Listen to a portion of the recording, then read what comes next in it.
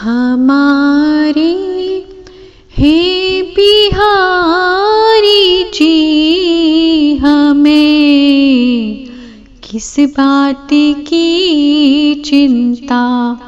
हमारे हे बिहारी जी, हमें किस बात की चिंता।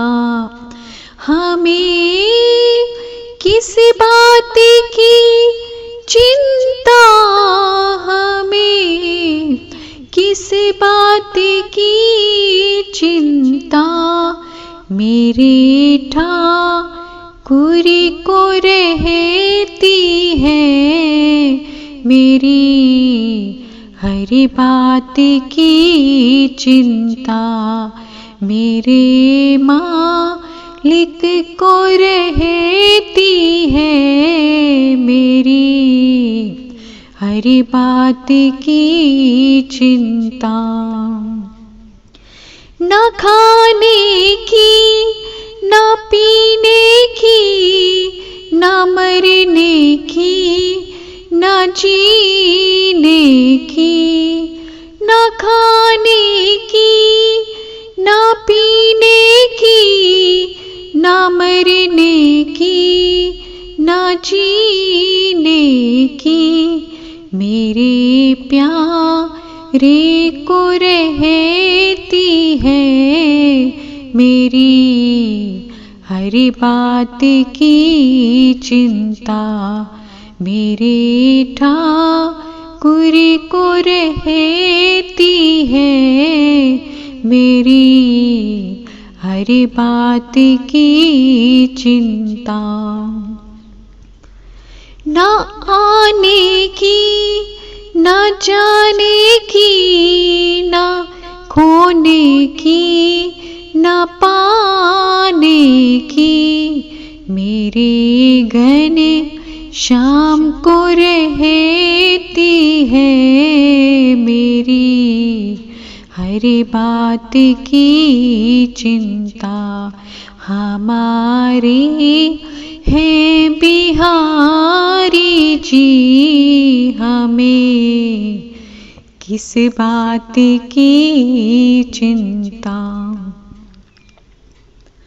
न हंसने की, न रोने की, न उठने की, न सोने की। मेरी सरकार को रहती है, मेरी हर बात की चिंता।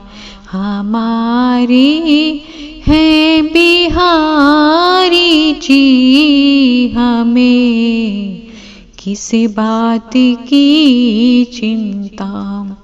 हमें किस बात की चिंता, हमें किस बात की चिंता। मेरे ठाकुर को रहती है, मेरी हर बात की चिंता। न लेने की, न देने की, न मिलने की, बिछुड़ने की। न लेने की, न देने की, न मिलने की, बिछुड़ने की। मेरे दिलदार को रहती है, मेरी हर बात की चिंता। मेरे ठाकुर को रहती है, मेरी हर बात की चिंता। हमें किस बात की चिंता, हमें किस बात की चिंता। हमें किस बात की चिंता, हमें किस बात की चिंता। चिंता मेरे ठाकुर को रहती है मेरी, हर बात की चिंता हमारी है बिहारी जी, हमें किस बात की चिंता। बोलो बांके बिहारी लाल की जय। हरे कृष्ण। आज हम कथा सुनते हैं एक ऐसे पंडित जी की जिनके द्वारा पूर्व जन्म में किए गए अपराध का प्रायश्चित उन्हें अपने अगले जन्म में करना पड़ा और उसके बाद उनका भगवान जी के साथ साक्षात्कार हुआ। आइए जानते हैं उन पंडित जी के बारे में। एक ऐसे पंडित जी जो बहुत ज्ञानी भक्त थे, निरंतर अपने जप में लगे रहते। एक दिन वो प्रतिदिन की भांति अपनी कुटिया के बाहर जप में लीन थे। अचानक उनकी कुटिया के आगे से एक गाय भागती हुई निकलती है और उसके पीछे थोड़े समय पश्चात एक व्यक्ति वहां आता है और उनसे प्रश्न करता है, गाय किस तरफ गई? पंडित जी जपमाला में लगे होते हैं, इसलिए मुंह से कुछ ना बोलते हैं और अपनी एक उंगली से इशारा कर देते हैं, वो इस तरफ गई है, दिशा की ओर उंगली से संकेत करते हैं। वो व्यक्ति वास्तव में कसाई होता है जो गाय को पकड़ लेता है और उसका वध कर देता है। यही अपराध बनता है पंडित जी का और इसी पाप के कारण पंडित जी का अगला जन्म एक कसाई के रूप में होता है जो सदना कसाई के नाम से प्रसिद्ध हुए। आप सभी ने ये कथा सुनी होगी, आइए इसे पुनः दोहराते हैं। वो होते तो कसाई हैं, परंतु पूर्व जन्म की साधना का ऐसा प्रभाव उन पे होता है कि वे नित्य प्रति संकीर्तन करते रहते हैं। जो जब वो पूर्व जन्म में किया करते थे उसी का गान संकीर्तन के रूप में वो करते रहते थे। उन्हें पूर्व जन्म की कोई स्मृति नहीं थी, परंतु जप निरंतर उनका वही चलता रहता था जो वो पूर्व जन्म में किया करते थे। एक समय की बात है, वो एक नदी पे स्नान करने के लिए जाते हैं। वहाँ उन्हें एक पत्थर दिखाई देता है जो उन्हें बहुत आकर्षित करता है। वो बहुत प्रसन्न भाव से उसे अपने साथ ले आते हैं। उनके मन में ऐसा विचार आता है कि इतना सुंदर पत्थर मैं इसे एक वटिया के रूप में प्रयोग कर सकता हूँ, अर्थात नाप तोल में उसका प्रयोग करने के लिए वो विचार करते हैं और वो उसे अपने साथ लेके जाते हैं और वो उसका उपयोग एक चमत्कारी पत्थर के रूप में करते हैं, क्योंकि उस पत्थर की खासियत ये होती है, यदि उन्हें आधा किलो का भाव करना है तो वो पत्थर, वो वटिया वो आधा किलो का बन जाएगा और जब वो 4 किलो का भाव करते हैं तो वो 4 किलो का बन जाता। वो 10 किलो का माप करना हो तो वो 10 किलो का बन जाता। और सदना कसाई तो उस पत्थर को एक चमत्कारी पत्थर का नाम देते हैं और बहुत प्रसन्न होते हैं उस पत्थर को लेके। वास्तव में वो पत्थर नहीं होता, वो शालिग्राम जी की शिला होती है जिनकी सेवा वो पूर्व जन्म में किया करते थे। ये वही शालिग्राम जी होते हैं, लेकिन इस जन्म में उन्हें स्वरूप का ज्ञान नहीं होता, लेकिन फिर भी वो उससे आकर्षित रहते हैं और उसे चमत्कारी पत्थर मानकर अपने साथ रखते हैं। और एक बार क्या होता है, एक संत उनके बाहर से निकल रहे होते हैं, उनकी दृष्टि उन शालिग्राम की शिला पर जाती है। वो व्याकुल हो जाते हैं, बहुत दुखी हो जाते हैं कि एक वटिया के रूप में एक शालिग्राम जी का प्रयोग, वो भी मांस तोलने के लिए, मांस का नाप करने के लिए, उनसे रहा नहीं जाता। वो सदना के पास जाते हैं। सदना बहुत प्रसन्न होकर उनका आदर भाव से उनको प्रणाम करता है, क्योंकि पूर्व जन्म के उसके कर्मों का प्रभाव होता है, इसलिए वो साधु सेवा करना जानता है। वो दंडवत प्रणाम करके बोलता है कि मेरे धन्य बाप जो संत पधारे, मैं आपकी क्या सेवा करूं? आप मेरे इस अपवित्र स्थान पर मुझे कृतार्थ करने हेतु यहाँ पधारे, मैं धन्य हुआ। अब संत जी कहते हैं, यदि तुम मेरा सम्मान ही करना चाहते हो तो मुझे तुमसे कुछ चाहिए। इस पर आश्चर्यचकित होकर हाथ जोड़कर सदना कहता है, आज्ञा कीजिए संत महाराज, आपको क्या चाहिए? संत जी कहते हैं, ये जो पत्थर तुमने रखा है ये मुझे दे दो। वो बहुत दुखी हो जाता है, क्योंकि उस पत्थर से उससे बहुत लगाव होता है।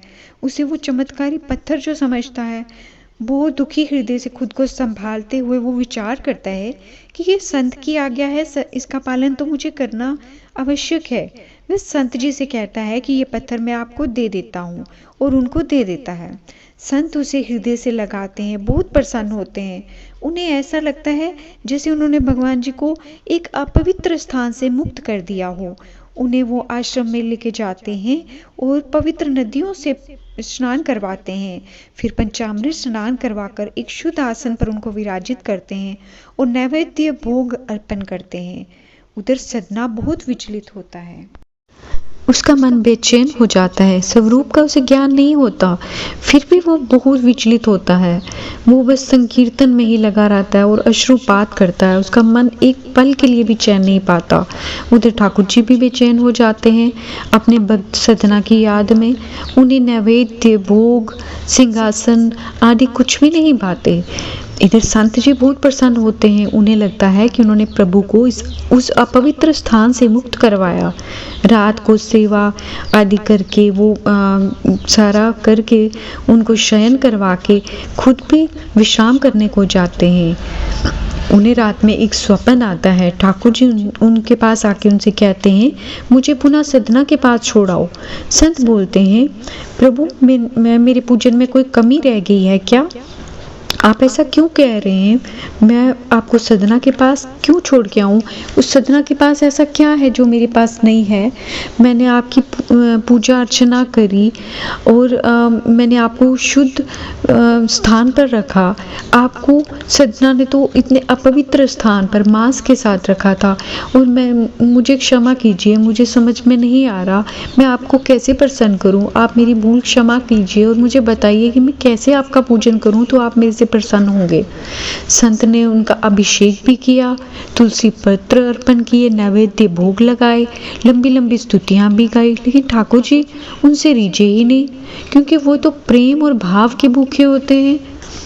ठाकुर जी संत से कहते हैं, सदना को मेरे स्वरूप का ज्ञान नहीं, परंतु जब वो अपने तराजू पर मुझे रखकर संकीर्तन करते हुए अश्रुपात करता है ना, तो मेरा पंचामृत स्नान हो जाता है और उसका तराजू किसी सोने चांदी के झूले से कम आनंद नहीं देता मुझे। उसके संकीर्तन की ध्वनि मुझे बहुत आनंदित करती है। यदि आप मुझे सदना के पास छोड़ के आओगे तो मैं आपसे बहुत ज़्यादा प्रसन्न हो जाऊंगा। अब सुबह होते ही संत जी उठते हैं और बहुत विचलित हो जाते हैं। शालिग्राम जी के आगे दंडवत प्रणाम करके क्षमा याचना करते हैं और सदना को वापस लौटाने का संकल्प लेते हैं। अब वो निकल जाते हैं सदना के पास और जाकर सदना को स्वरूप का ज्ञान करवाते हैं और कहते हैं, इन्हें पवित्र स्थान पर रखो, ये ऐसे अपवित्र स्थान पर नहीं रहते हैं, इन्हें पवित्र स्थान पर रखो। मैंने इनकी बहुत ज़्यादा पूजा अर्चना करी, इनको पवित्र किया, इनको भोग नैवेद्य आदि अर्पण किए, लेकिन इन्हें मेरा साथ पसंद नहीं, इन्हें तुम्हारा साथ ही भाता है। इतना सुनते ही क्या होता है कि वो सदना जो ना प्रेम और भक्ति से भाव विभोर होकर अश्रुपात करता है और बहुत ज़्यादा प्रसन्न भी होता है और दुखी भी होता है। वो अपना घर परिवार सब कुछ त्याग देता है, अपना व्यापार त्याग देता है, घर परिवार त्याग देता है और भक्ति में लीन हो जाता है। वो बहुत बेचैन होता है, प्रसन्न भी होता है और दुखी भी होता है। प्रसन्न इसलिए कि उसके ठाकुर जी उसके पास पुनः आ गए, लेकिन दुखी इसलिए होता है कि उसको स्वरूप का ज्ञान ना होने के कारण उन्हें उसने अपवित्र स्थान पर रखा। वो संकल्प लेता है कि वो अब घर में नहीं आएगा, वो यात्राएं करने का संकल्प लेता है और कभी जगन्नाथपुरी जी जाता है, कभी वृंदावन जाता है। इस प्रकार वो अपने जीवन को व्यतीत करने का संकल्प लेता है। एक बार यात्रा के दौरान किसी स्थान पर रात्रि हो जाती है और वहाँ उस स्थान पर एक स्त्री उनके पास आती है सदना के पास और उनसे आग्रह करती है, विनती करती है कि कृपा करके आज रात को आप यात्रा पर आगे ना जाएं, क्योंकि आगे बहुत जंगली जानवर आदि आपको मिलेंगे और आपकी यात्रा में बाधा आएगी। आज रात्रि को आप हमारे घर में विश्राम कीजिए और सुबह होते ही आप आगे को प्रस्थान करें। उनकी विनती सदना मान लेते हैं और प्रातःकाल को ही आगे जाने का विचार बनाते हैं और उस स्त्री के आश्रय को स्वीकार करते हैं। अब उस स्त्री को पूर्व जन्म की कोई प्रेरणा होती है, इसलिए उसका व्यवहार बदल जाता है उनके प्रति। सदना उसे समझाते हैं और उसको समझाते हुए ये कहते हैं कि एक स्त्री को अपने पतिव्रत में ही रहना चाहिए।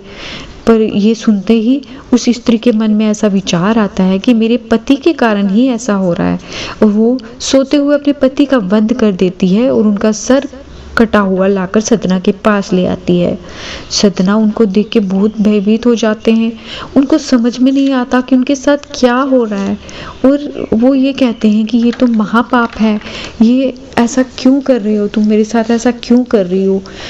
अब ऐसा वो सोचते हैं कि मेरे साथ ऐसा क्यों हो रहा है। जैसे ही वो ऐसा कहते हैं कि ये तो महापाप है, ऐसा करना बहुत गलत है, तुम्हें ऐसा नहीं करना चाहिए था, वो स्त्री पल भर में ही पलट जाती है और जोर जोर से कहने लगती है, हाय मैं लुट गई, देखो इसने मुझ पर कुदृष्टि डाली और मेरे पति का भी वध कर दिया। अब ये बात वहाँ पे फैल जाती है और राजा के पास पहुँचती है। सैनिक आते हैं और सदना को ले जाते हैं। सदना के हृदय में एक विचार बार बार आता है कि मैं ही इस गांव में रात को ना रुका होता तो ये सब ना होता, ये मेरा ही अपराध है। मैं यदि यहाँ ना रुका होता तो ये हत्या ना होती, इसलिए इस हत्या का अपराधी मैं ही हूँ और दंड के योग्य भी हूँ। बस इतना सोचते हैं और फिर निरंतर जाप में लग जाते हैं। सैनिक उनसे बहुत पूछने की चेष्टा करते हैं कि ये भी कुछ अपनी सफाई में बोलें, लेकिन सदना कुछ भी नहीं कहते हैं, वो बस अपने जप में लगे रहते हैं। उन्हें देखकर उनके हाव भाव से जो वो सैनिक होते हैं उनको ऐसा प्रतीत होता है कि ये निर्दोष हैं, लेकिन वो आश्चर्यचकित होते हैं कि ये अपनी सफाई में कुछ बोलते क्यों नहीं है। सैनिक राजा के पास जाते हैं और सारी घटना को वर्णन करते हैं और बताते हैं कि वो अपनी सफाई में कुछ भी नहीं कह रहे। राजा आज्ञा देते हैं कि यदि वो निर्दोष भी प्रतीत हो रहे हैं तो भी उन्हें कुछ तो दंड अवश्य ही देना पड़ेगा, क्योंकि इसका जो प्रभाव है दूसरे लोगों पर भी आएगा। क्योंकि वो कुछ बोल नहीं रहे हैं, इसलिए उनकी रक्षा के लिए हम कुछ नहीं कर सकते, उनको कुछ ना कुछ तो इसका दंड भोगना ही पड़ेगा। इसके लिए राजा ये आज्ञा देते हैं कि उनका एक हाथ काट दिया जाए। सदना जप में लीन होकर अपना हाथ कटवा देते हैं और वो निरंतर अपने जप में वैसे ही लीन रहते हैं। अब ठाकुर जी को कहाँ देखा जा रहा था ऐसी दशा, अपने भक्त की ऐसी दशा को वो भी नहीं देख पाते हैं। ठाकुर जी भी पिघल जाते हैं और उन्हें सदना के समक्ष प्रकट होना ही पड़ता है। वो प्रकट होकर सदना को अपने गले से लगाते हैं और उसे बताते हैं कि ये सब क्यों हुआ, ये सब तेरे पूर्व जन्म का ही कर्म था सदना, ऐसा ठाकुर जी उसको बताते हैं। ठाकुर जी सदना को आगे बताते हैं कि वो स्त्री जिसने ये सब किया वो पिछले जन्म में वही गाय थी और तुमने हाथ से इशारा किया था इसलिए तुम्हारा हाथ कटा, और जिसका सर कटा उस स्त्री का पति वो पूर्व जन्म में कसाई था जिसने गाय का वध किया था। इस प्रकार सदना को पूर्व जन्म के किए अपराध की सजा मिली और इस जन्म में संकीर्तन के माध्यम से ठाकुर जी की प्राप्ति हुई, ठाकुर जी का साक्षात्कार हुआ। इतने दयालु हैं मेरे ठाकुर जी, वो अपने भक्त को किसी कष्ट में नहीं देख सकते और उसके सामने प्रकट होकर उसे अपने हृदय से लगाते हैं। बोलो श्री भक्त वत्सल भगवान की जय। हरे कृष्ण।